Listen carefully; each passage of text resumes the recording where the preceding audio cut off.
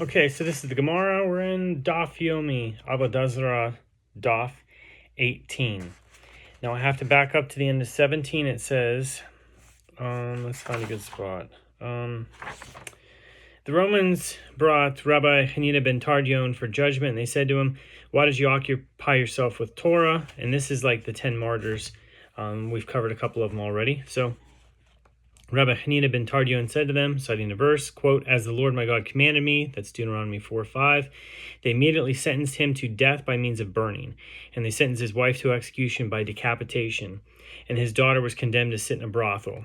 So he was sentenced to death by burning as he would pronounce the ineffable name of God, and we're in Daf 18 now, pronounce the ineffable name of God with all its letters, that is, as it is spelled. The Gemara asks, and how could he do that? But didn't we learn in the Mishnah, Sanhedrin 90a, these are the people who have no share in the world to come. One who says that the Torah is not from heaven, or that there is no source from the Torah for the resurrection of the dead. Abba Shaul says, also one who pronounces the ineffable name as it is written with all its letters has no share in the world to come. The Gemara answers, Rabbi Chaninah ben Tardyon did it to teach himself, as it is taught in Braita with regard to the prohibition against sorcery, quote, you shall not learn to do. Deuteronomy 18, verse 9. This indicates, but you may learn to understand and to teach rather than to do, right? So if you're learning, the idea is, are you learning to actually act something out, or are you learning in order to understand it and to teach it? Okay. In other words, certain prohibitions do not apply when one is acting only in order to acquire knowledge of the subject. So, for instance, the rabbis that sat on the Sanhedrin, they had to know about the different prohibited practices of the Amalekites so that they would be able to adjudicate them, so that they would know what they are and to be able to adjudicate them, stuff like that. Okay, the Gemara answers, Rabbi Chaninah ben Tardyon did it to teach him. So, okay, I said that. The Gemara asks, rather, what is the reason that he was punished? The Gemara answers, he was punished because he would pronounce the ineffable name of God in public instead of privately. And his wife was condemned to execution by decapitation because she did not protest. And from here, the sages stated, anyone who has the capability to protest effectively the sinful conduct of another and does not protest is punished for that person's sin. The Gemara asks him, why is his daughter condemned to sit in a brothel? As Rabbi Yochanan says, once the daughter of Rabbi Chaninah ben Tardyon was walking before the nobles of Rome. They said to each other, how pleasant are the steps of this young woman. Upon hearing this, she immediately took care to keep walking in such a fashion that her steps would continue to be pleasing to them.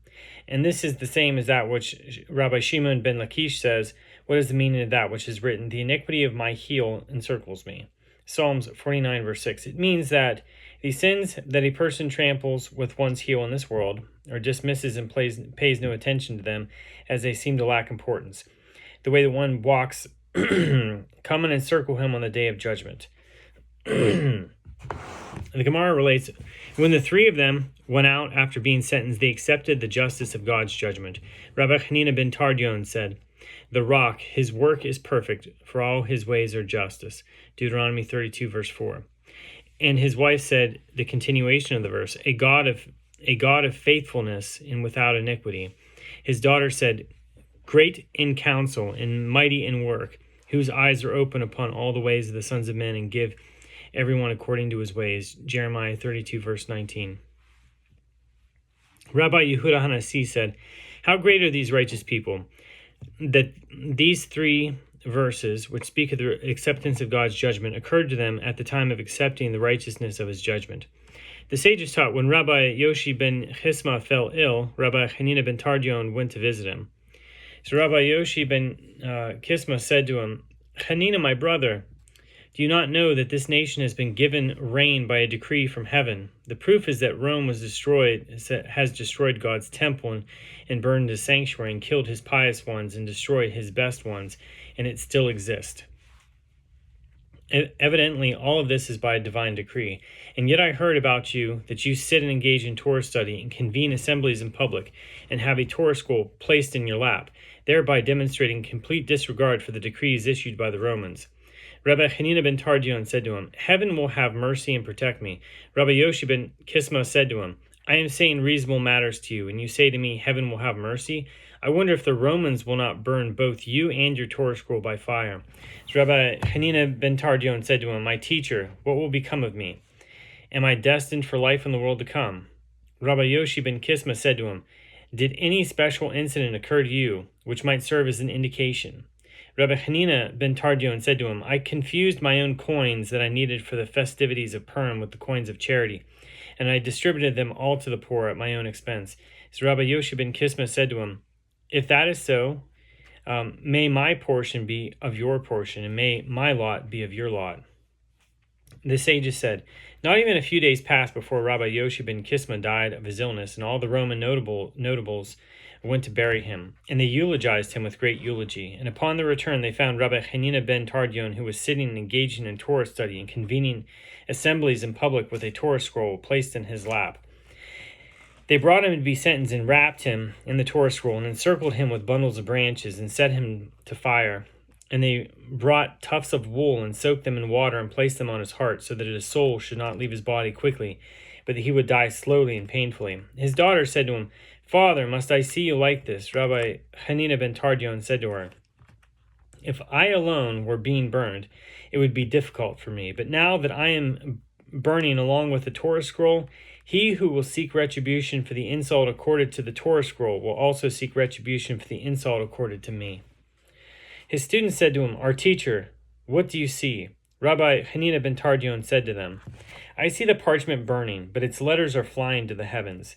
And they said to him, You too should open your mouth, and the fire will enter you, and you will die quickly. Rabbi Chaninah ben Tardyon said to them, It is preferable that he who gave me my soul should take it away, and one should not harm oneself to speed his death.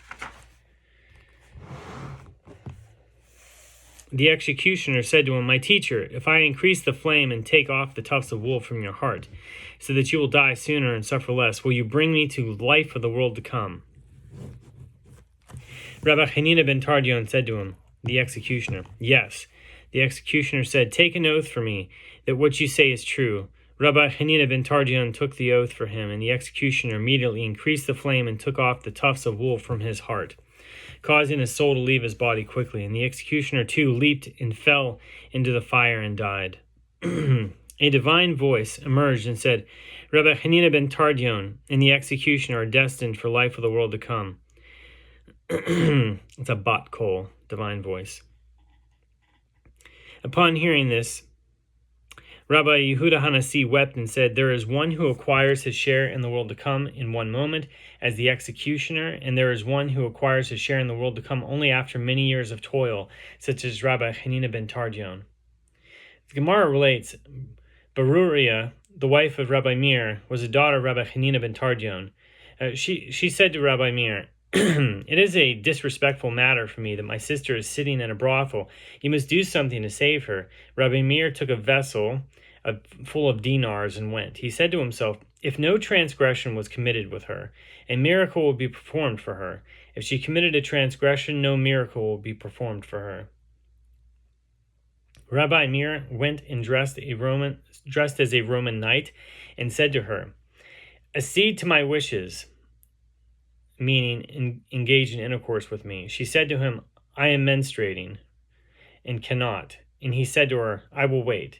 She said to him, There are many women in the brothel, and there are many women here who are more beautiful than I. He said to himself, I can conclude from her responses that she did not commit a transgression, as presumably said this to all who come. Rabbi Meir went over to her guard and said to him, Give her to me. The guard said to him, I fear that if I do so, I will be punished by the government. Rabbi Meir said to him, Take this vessel full of dinars, give half to the government as a bribe, and half will be for you. And the guard said to him, But when the money is finished, what shall I do? Rabbi Meir said to him, Say, God of Meir, answer me, and you will be saved. The guard said to him,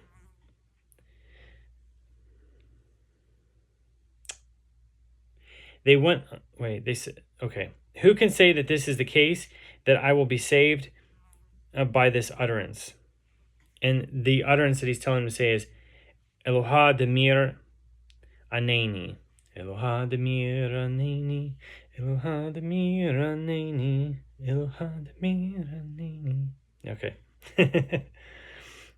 And who can say this is the case, that I will be saved by this utterance? Rabbi Meir said to him, you will now see. There were these carnivorous dogs that would devour people. Rabbi Meir took a clod of earth, threw it at them. And when they came to devour him, he said, God of Meir, answer me. The dogs then left him alone. And after seeing this, the guard gave the daughter of Rabbi Chaninah ben Tardyon to Rabbi Meir.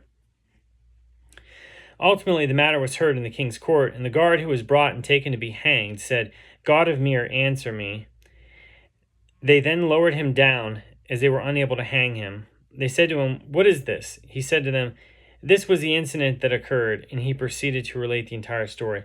So basically, like if they went to hang him, let's say the rope broke. And apparently whenever stuff like that happens, they would consider it maybe like superstitious or something, and they would let the person live. Okay. Then they went and engraved the image of Rabbi Meir at the entrance of Rome, where it would be seen by everyone. And they said, anyone who sees a man with this face should bring him here. One day, Romans saw Rabbi Meir and ran after him, and he ran away from them and entered a brothel to hide. Some say he then escaped. He escaped capture because he saw food cooked by Gentiles and dipped this finger in the food and tasted it with that other finger, thereby fooled them into thinking that he was eating their food, which they knew Rabbi Meir would not do. And some say that he escaped detection because Elijah came, appeared to them as a prostitute, and embraced Rabbi Meir. The Romans who were chasing him said, heaven forbid, if this were Rabbi Meir, he would not act in that manner. Rabbi Meir arose, fled, and arrived in Babylonia. The Gemara notes, there are those who say that he fled because of this incident, and there are those who say that he fled due to embarrassment from the incident involving his wife Baruria. The sages taught, with regard to one who goes to stadiums, where people are killed in contests with gladiators or beasts, or to a camp of besiegers, where different forms of entertainment are provided for the besieging army, and he sees there the acts of the diviners and those who cast spells, or the acts of the clowns known as Bukion, or Mukion, or Mulion, or Lulion, or Belurin, or Salgurin. This is categorized as the seat of the scornful. And with regard to such places, the verse states, happy is the man that has not walked in the counsel of the wicked, nor stood in the way of sinners, nor sat in the seat of scornful. But his delight is in the Torah of the Lord. Those are the opening two verses of the book of Psalms. Psalms chapter 1, verses 1 and 2. You learn from here that these matters bring a person to dereliction of the study of Torah, since had he not sat in the seat of scornful, he would delight in the study of Torah. And the Gemara raises a contradiction from another Braita. One is permitted to go to stadiums because he can scream and save the life of a Jew who would otherwise be killed there. And it is permitted to go to camp of besiegers because at times one can provide for the public welfare by petitioning the besiegers and saving the residents of the town, provided that he is not counted as one of them. But if he is counted as one of them, it is prohibited. This is difficult, as there is a contradiction between the statement about attending stadiums in the first Braita and the statement about attending stadiums in the second Braita. And similarly difficult, as there is a contradiction between the statement about a camp of besiegers in the first Braita and the statement about a camp of besiegers in the second Braita. The Gemara continues. Okay, right there. The Gemara continues, granted, the apparent contradiction between one statement about a camp of besiegers and the other statement about a camp of besiegers is not difficult, as here the first Braita is referring to a case where he is counted as one of them, and there the second Braita is referring to a case where he is not counted as one of them. But with regard to the contradiction between the ruling about attending stadiums in the first Braita and the ruling about attending stadiums in the second Braita, it is difficult. The Gemara answers, this issue is a dispute between Tanaim, as it is taught in a Baraita, and the Tanaim are the sages of the Mishnah. One may not go to stadiums because they are considered the seat of the scornful. And Rabbi Natan permits attending stadiums due to two reasons. One is because he can scream and save the life of someone who would otherwise be killed, and the other one is because even if he cannot save the man's life, he can provide testimony that a woman's husband died, which will enable her to marry again. The sages taught one may not go to theaters or circuses because they sacrifice offerings there to objects of idol worship. This is the statement of Rabbi Meir. The rabbis say it is prohibited to go to a place where they sacrifice offerings due to suspicion of idol worship, and it is also prohibited to go to a place where they do not sacrifice offerings due to it being considered the seat of scornful. The Gemara asks, what is the practical difference between the opinion of the rabbis and that of Rabbi Meir? After all, according to both opinions, it is prohibited to attend theaters or circuses. Rabbi Chaninah of Zarah said the difference between them arises in the case of one who engaged in business there. According to Rabbi Meir, the profits are forbidden as the proceeds of idol worship. As Rabbi Meir maintains that Gentiles certainly worship idols at theaters or circuses. Conversely, according to the rabbis, the profits are forbidden only if it is established that they worshipped idols there. Apropos the earlier discussion of the evils of scornfulness, the Gemara cites several statements that criticize such behavior. Rabbi Shimon ben Pazi taught, what is the meaning of that which is written? Happy is the man that has not walked in the counsel of the wicked, nor stood in the way of sinners, nor sat in the seat of scornful. Psalms 1:1. Since he did not walk in the counsel of the wicked, how could he stand with them? And since he did not stand, how could he sit with them? And since he did not sit with them, how could he have scorned? And since he never joined the company of the wicked, he would have no reason to be involved with them in any manner. Rather, the verse serves to say that if he walked with the wicked, he will ultimately stand with them. And if he stood with them, he will ultimately sit in their company. And if he sat, he will ultimately scorn along with them. And if he scorned, the verse says about him, if you are wise for yourself. And if you scorn, you alone shall bear it. Proverbs chapter 9, verse 12. Rabbi Eliezer says concerning anyone who scoffs, suffering will befall him, as it is stated, now therefore do not be scoffers, lest your suffering be made strong. Isaiah 28:22. Similarly, Rabbah said to the sages who were sitting before him, please, I ask of you that you not scoff, so that suffering will not befall you. Rav Katina says concerning anyone who scoffs, his sustenance is lessened, as it is stated, he stretches out his hand with scorners. This is Hosea 7:5, meaning that God withdraws his providence from scoffers and does not provide for them. Rabbi Shimon ben Lakish says, anyone who scoffs falls into Gehenna.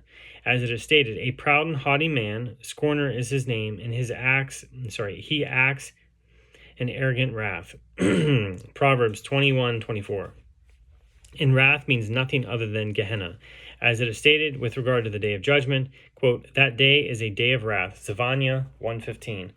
Rabbi Oshaya says, based on the same verse, anyone who is haughty falls into Gehenna. As it is stated, a proud and haughty man, scorner is his name. He acts in arrogant wrath. Proverbs 21:24. And wrath means nothing other than Gehenna. As it is stated, that day is a day of wrath. Zephaniah 1:15. Rabbi Hanilai bar Hanilai says, anyone who scoffs causes extermination to be wrought upon the world, as it is stated. Now therefore do not be scoffers, lest your suffering be made strong. For an extermination wholly determined have I heard from the Lord, the God of hosts, upon the whole land. Isaiah 28:22. Rabbi Eliezer says, scoffing is a severe sin, as at first one is punished with suffering, and ultimately one is punished with extermination. Rabbi Shimon ben Pazi taught, happy is the man that has not walked in the counsel of the wicked. This is referring to the theaters and circuses of Gentiles, nor stood in the way of sinners. This is referring to one who has not stood as an observer at bestial contest, nor sat in the seat of the scornful. This is referring to one who has not sat in the bad company of people who engage in scoffing and jesting. Lest a person say, since I did not go to theaters and circuses and did not stand in bestial contest, I will go and indulge in sleep. And the verse states, quote, and he meditates in his law day and night. Psalms 1 verse 2. This demonstrates that it is not sufficient simply to avoid transgressions. Rather, it is necessary to engage actively in Torah study.